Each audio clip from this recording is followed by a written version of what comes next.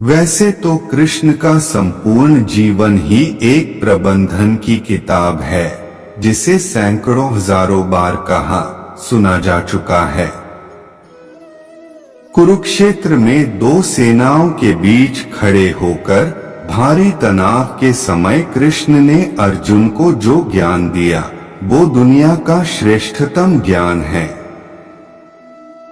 गीता का जन्म युद्ध के मैदान में दो सेनाओं के बीच हुआ। जीवन की श्रेष्ठतम बातें भारी तनाव और दबाव में ही होती हैं। अगर आप दिमाग को शांत और मन को स्थिर रखने की कोशिश करें, तो सबसे बुरी परिस्थितियों में भी आप अपने लिए कुछ बहुत बेहतरीन निकाल पाएंगे। ये कृष्ण सिखाते हैं। गीता पढ़ने से पहले अगर इसी बात को समझ लिया जाए, तो गीता पढ़ना सफल हुआ। कृष्ण का जीवन ऐसी ही बातों से भरा पड़ा है, जरूरत है नजरिए की। उनका जीवन आपके लिए माइथोलॉजी का एक हिस्सा मात्र भी हो सकता है, और आपका पूरा जीवन बदल कर रख देने वाला ज्ञान भी। आवश्यकता हमारी है, हम उनके जीवन से लेना क्या चाहते हैं।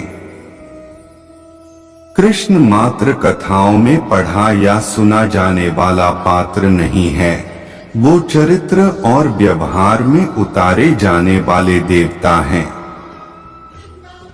कृष्ण से सीखें कैसे जीवन को श्रेष्ठ बनाया जाए। 10 बातें हैं जो अगर व्यवहार में उतार ली तो सफलता निश्चित मिलेगी। 1. शुरू से अंत तक जीवन संघर्ष ही है। कारागृह में जन्मे कृष्ण पैदा होते ही रात में यमुना पार कर गोकुल ले जाया गया। तीसरे दिन पुतना मारने आ गई। यहां से शुरू हुआ संघर्ष देह त्यागने से पहले द्वारिका डुबोने तक रहा। कृष्ण का जीवन कहता है, आप कोई भी हो, संसार में आए हैं तो संघर्ष हमेशा रहेगा। मानव जीवन में आकर परमात्मा भी सांसारिक चुनौतियों से बच नहीं सकता। कृष्ण ने कभी किसी बात की शिकायत नहीं की। हर परिस्थिति को जिया और जीता। कृष्ण कहते हैं, परिस्थितियों से भागो मत, उसके सामने डटकर खड़े हो जाओ, क्योंकि कर्म करना ही मानव जीवन का पहला कर्तव्य है। हम कर्मों से ही परेशानियों से जीत सकते हैं। 2. स्वस्थ शरीर से ही विजय है। कृष्ण का बचपन माखन मिश्री खाते हुए गुजरा। आज भी भोग लगाते हैं हम, लेकिन ये संकेत कुछ और है। आहार अच्छा हो, शुद्ध हो, बल देने वाला हो। बचपन में शरीर को अच्छा आहार मिलेगा तो ही इंसान युवा होकर वीर बनेगा। शरीर को स्वस्थ रखना है तो बचपन से ध्यान देने की जरूरत है। ये पेरेंटिंग के दौर से गुजर रहे युवाओं के लिए बड़ा मैसेज है।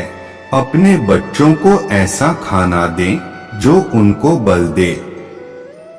सिर्फ स्वाद के लिए ही ना खिलाएं, तभी वे बड़े होकर स्वयं को और समाज को सही दिशा में ले जा पाएंगे। 3. पढ़ाई किताबी ना हो, रचनात्मक हो। कृष्ण ने अपनी शिक्षा मध्य प्रदेश के उज्जैन में सांदीपनी ऋषि के आश्रम में रहकर पूरी की थी। कहा जाता है, 64 दिन में उन्होंने 64 कलाओं का ज्ञान हासिल कर लिया था। वैदिक ज्ञान के अलावा उन्होंने कलाएं सीखीं। शिक्षा ऐसी ही होनी चाहिए जो हमारे व्यक्तित्व का रचनात्मक विकास करे। संगीत, नृत्य, युद्ध सहित 64 कलाओं कृष्ण के व्यक्तित्व का हिस्सा हैं। बच्चों में कोरा ज्ञान न भरें, उनकी रचनात्मकता को नए आयाम मिले, ऐसी शिक्षा व्यवस्था हो। 4 रिश्तों से ही जीवन है, बिना रिश्तों के कुछ नहीं। कृष्ण ने जीवन भर कभी उन लोगों का साथ नहीं छोड़ा जिनको मन से अपना माना। अर्जुन से वे युवावस्था में मिले, ऐसा महाभारत कहती है, लेकिन अर्जुन से उनका रिश्ता हमेशा मन का रहा। सुदामा हो या उद्धव, कृष्ण ने जिसे अपना मान लिया उसका साथ जीवन भर दिया। रिश्तों के लिए कृष्ण ने कई लड़ाइयां लड़ी और रिश्तों से ही कई लड़ाइयां जीती। उनका सीधा संदेश है, सांसारिक इंसान की सबसे बड़ी धरोहर रिश्ते ही हैं।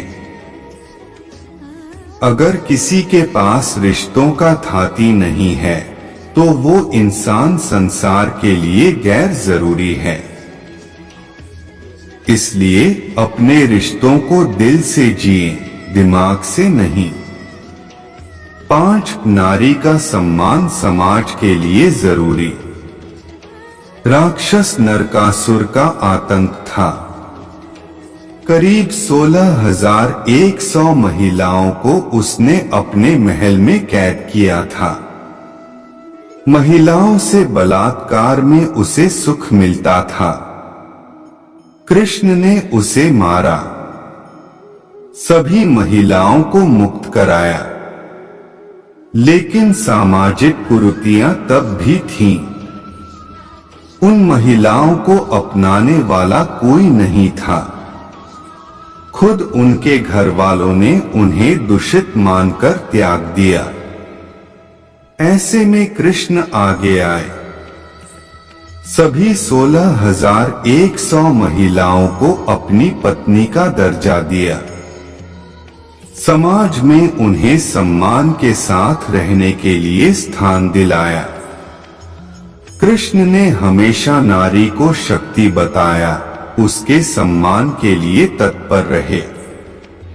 पूरी महाभारत नारी के सम्मान के लिए ही लड़ी गई। सो आप कृष्ण भक्त हैं तो अपने आसपास की महिलाओं का पूरा सम्मान करें। कृष्ण की कृपा पाने का ये सरलतम मार्ग है। दोस्तों, आज के लिए बस इतना ही। मिलते हैं अगले वीडियो में। जय श्री कृष्णा।